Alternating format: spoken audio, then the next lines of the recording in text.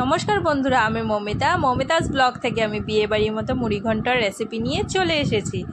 ওটার জন্য আমি ফার্স্ট একটা মশলা রেডি করে নিয়েছি। মশলার জন্য আমি একটা টমেটো, হাফ পেঁয়াজ, সামান্য একটু আদা, সামান্য একটু রসুন আর ঝালের পরিমাণ দেখে কাঁচা লঙ্কা একটা পেস্ট বানিয়ে রেখে দিয়েছি। কড়াইতে তেল গরম বসিয়ে দিয়েছিলাম। কড়াইতে তেল গরম হয়ে গেলে ছোট ছোট টুকরো টুকরো করে কেটে রাখা আলুগুলোকে নুন হলুদ দিয়ে লাল লাল করে ভেজে তুলে নেব।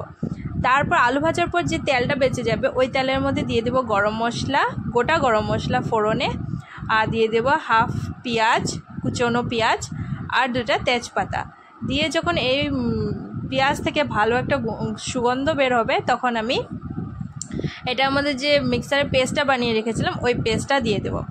আর যেগুলো আমরা বেসিক মশলা ইউজ করি যেমন নুন, হলুদ, জিরে গুঁড়ো, ধনে গুঁড়ো আর কাশ্মীরি রেড চিলি পাউডার কালারের জন্য, ওগুলো মশলা অ্যাড করে ভালো করে নাড়িয়ে চাড়িয়ে ঢাকা দিয়ে দেব মশলাটাকে কষানো হওয়ার জন্য। আমার ভিডিওগুলো ভালো লাগলে তোমরা আমার চ্যানেলটাকে লাইক অ্যান্ড সাবস্ক্রাইব করে দেবে। আর কারো কোনো নতুন ভিডিও দেখার ইচ্ছা থাকলে আমাকে কমেন্ট করবে, আমি নিশ্চয়ই নিয়ে আসার চেষ্টা করব। দেখো কিছুক্ষণ পর যখন ঢাকা তুলে মশলা তেল সেপারেট হয়ে গেছে তখন আমার মশলাটা ভালোভাবে কষানো হয়ে গেছে। আমি আগে থেকে ভিজিয়ে রেখেছিলাম জোহা চাল, এই 2 থেকে 3 চার চামচের মতন ওই জোহা চালটা অ্যাড করে দিয়েছি। অ্যাড করে দিয়ে ভালো করে মশলার সাথে মিক্স করে আবার ঢাকা দিয়ে দেবো কিছুক্ষণের জন্য। কিছুক্ষণ পর ঢাকা খুলে একবার নাড়িয়ে চাড়িয়ে আমি অ্যাড করে দেব আমার ছোট টুকরো টুকরো করে কেটে রাখা আলু, ভাজা আলুগুলো দিয়ে দেব। দিয়ে নাড়িয়ে চাড়িয়ে ঢাকা দিয়ে দেব।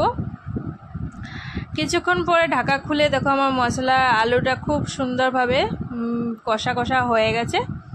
এই সময় আমি অ্যাড করে দেব আমি আগে থেকে ভেজে তুলে রেখেছিলাম একটা মাছের মাথা, মাছের মাথাটাকে দিয়ে দেব।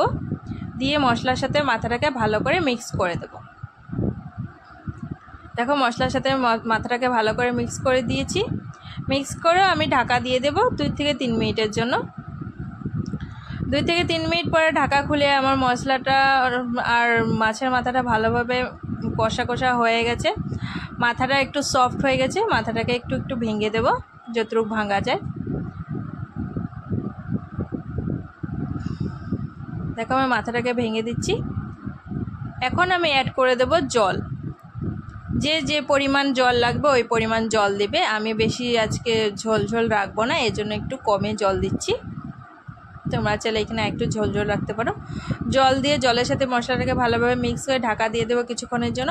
কিছুক্ষণ পর ঢাকা খুলে এই দেখো আমার মাছের মুড়ি ঘন্টটা হয়ে গেছে। আর এই অবস্থায় আমি অ্যাড করে দেব গরম মশলা গুঁড়ো, দিয়ে নাড়িয়ে চাড়িয়ে ঢাকা দিয়ে দেবো কিছুক্ষণের জন্য। কিছুক্ষণ পরে ঢাকা তুলে আমার মুড়ি ঘন্ট কমপ্লিটভাবে রেডি। আর এটা খেতে খুব দারুণ হয়েছিল।